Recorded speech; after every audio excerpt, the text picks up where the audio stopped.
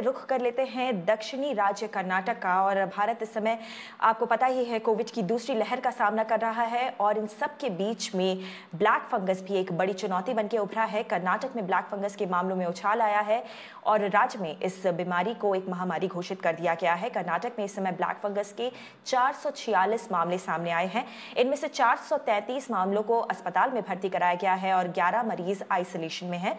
राज्य में black fungus से अभी तक कुल 12 मौतें हो चुकी हैं। आपको यह भी बता दें, कर्नाटक सरकार ने अब इस पूरे मामले में एक एक्सपर्ट समिति का गठन किया है जो संभवतः इस बीमारी के फैलने के मुख्य कारणों का पता लगाएगी और ये भी जांच करेगी कि इंडस्ट्रियल ऑक्सीजन का कितना बड़ा किरदार है ब्लैक फंगस के फैलने में।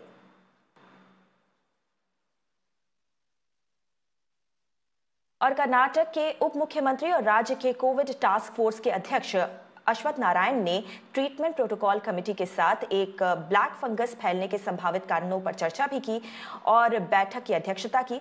इस मामले में एक विशेष समिति बनाई गई है, जैसा कि हम अपने दर्शकों को बता रहे थे, जो कि इस बात की जांच करेगी कि इंडस्ट्रियल ऑक्सीजन का इस्तेमाल कहीं ब्लैक फंगस के मामलों में बढ़ोतरी की वजह तो नहीं है।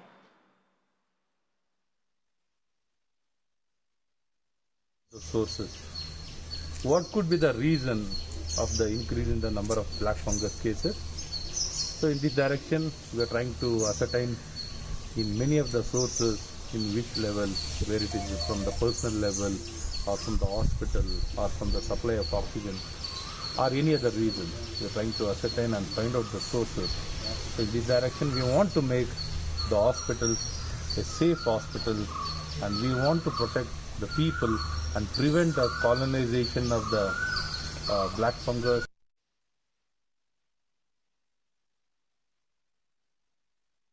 आपको याद दिला दे, कर्नाटक सरकार ने यह ऐलान किया था कि ब्लैक फंगस से ग्रसित लोगों का पूरे राज्य में मुफ्त इलाज होगा, लेकिन अस्पतालों में इन मरीजों के लिए बेड्स न होने की समस्या बहुत बड़ा रूप धारण कर चुकी है। आपको बता दें, केंद्र सरकार ने कर्नाटक सरकार को अभी तक ब्लैक फंगस के इलाज में इस्तेमाल होने वाली दवाई एम्फोटेरिसिन बी की केवल 1000 डोजेस ही दी हैं और डॉक्टर्स का कहना है कि ये काफी नहीं है। The major constraints have been at the point where we are unable to get the right number of drugs to the right dosage. Every patient needs a minimum of 6 vials per day. So if we are looking at a huge number of 30 to 40 patients in every setup, that much of vials for at least a period of 2 weeks, that is the minimum we are thinking of putting them on parenteral drugs until we intervene, which is the surgical debridement by the ENT team, the nasal debridement, followed by any eye procedures, either in the form of giving a retrobulbar injection or going to the extent of doing the destructive procedure of excentration. So for all this, we do need a backup in the form of the drug in order to reduce the huge amount of fungal load, followed by our surgical intervention.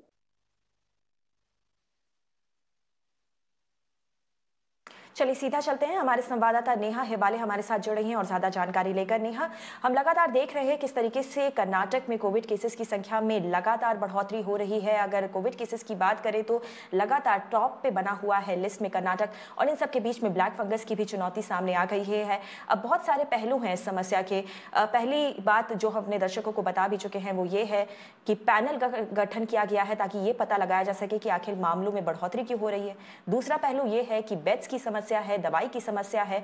तो जाहिर सी बात है राज्य सरकार को एक action plan लाने की जरूरत है ताकि ये जो ब्लैक फंगस के केसेस हैं उनमें किसी तरीके से लगाम लगाई जा सके। जी बिल्कुल, देखिए यही हम बोलते आ रहे हैं कि अभी हम अगर लास्ट वीक और दिस वीक के अगर हम फिगर्स को कंपेयर कर ले तो लास्ट वीक ही इनफैक्ट हेल्थ मिनिस्टर ने बोला था कि कर्नाटक में सिर्फ इनफैक्ट 98 केसेस है, लेकिन फिर से इस वीक अगर देखा जाए तो अभी यूनियन हेल्थ मिनिस्ट्री ने जो बोला है कि ऑलमोस्ट 500 केसेस के पास है। तो अगर ये कंपेयर किया जाए तो ये ऑलमोस्ट 5 टाइम्स का जंप है सिर्फ एक वीक में। और जी अभी कर्नाटक इनफैक्ट काफी राज्य से कर्नाटक अभी अभी फिर भी बेहतर है, इतने कम केसेस है यहाँ पे अगर बाकी राज्य के साथ देखा जाए, लेकिन यहाँ पे जैसे फैलता जा रहा है, अभी थोड़े ही दिन में हम ये बोल सकते हैं, जैसे कि डॉक्टर सुजाता ने भी बताया कि काफी बढ़ सकते हैं यहाँ पे मामले, और तब उतने में गवर्नमेंट को इनफैक्ट एक एक्शन प्लान लाना पड़ेगा। जी, जैसे कि आपने कहा कि अभी सिर्फ 500 केसेस के साथ ही हम बेड शॉर्टेज और मेडिसिन शॉर्टेज देख रहे हैं, तो अगर केसेस और भी बढ़ जाए जैसे कि 1000 से ज्यादा, तो फिर और भी शॉर्टेज रिपोर्ट किया जाएगा, ना कि सिर्फ बेड का पर ड्रग्स का भी। तो ऐसे टाइम पे कर्नाटक सरकार को बिल्कुल एक्शन प्लान बनाना चाहिए, जैसे आपने बताया। और मेन फोकस यहाँ पे इनफैक्ट कमिटी का अभी यही है कि सोर्स ऑफ ऑक्सीजन, वो कंटेमिनेशन कहाँ से हो रहा है और क्या वो हो रहा है। तो अभी हम आपको बता दें कि इंडस्ट्रियल ऑक्सीजन जो है वो इनफैक्ट अगर कोविड पेशेंट्स को सप्लाई किया जा रहा है तो उसमें मल्टीपल पॉइंट्स ऑफ कांटेक्ट रहेंगे, और वहां पे क्या ये ऑक्सीजन का कंटेमिनेशन पॉसिबल हो सकता है, यानी कि इंडस्ट्री से जहां से वो डिस्पर्स हो रहा है वहां पे हो सकता है, या सिलेंडर्स में हो सकता है, या पाइपलाइन में हो सकता है, या कि इनफैक्ट आईसीयू के इक्विपमेंट में जो ह्यूमिडिफायर है वहां पे भी क्या पॉसिबिलिटी है कंटेमिनेशन का। तो ये सब अभी कमिटी प्रोब करने वाली है।